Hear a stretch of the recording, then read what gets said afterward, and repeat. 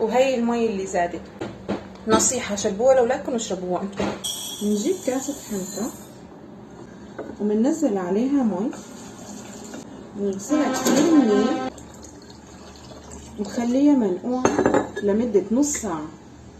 طنجرة على النار بنزل بلتر مي، وهلا بعد مرور نص ساعة بصفي الحنطة، وهلا بنزل فيها على المي السخنة وبغطي عليها لحتى تنسلق الحنطة منيح.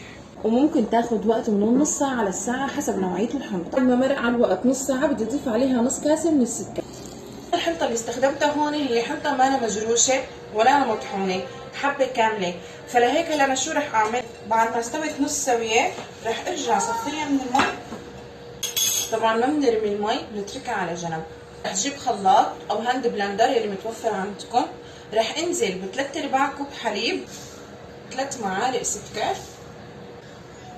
رح نزل الحنطة بالتدريج، أخفق شوي وأرجع نزل باقي الكمية. وهلا رح ورجيكم قوام الحنطة يلي لازم نوصل له. ما بعرف كيف رح ورجيكم اياها. شوفوا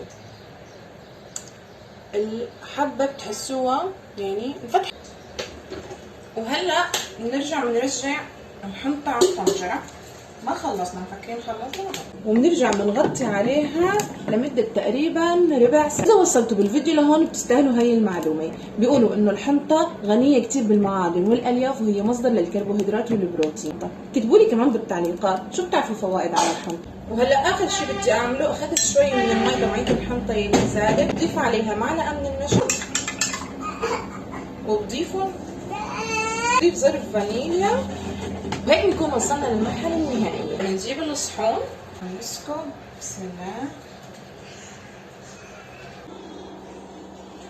وهلا بنزين بجوز الهند. واخر شي القرفة. وطبعا هذا الحلو بيتاكل بارد. وبس والله نصيحة تابعوا. ما بتستفادوا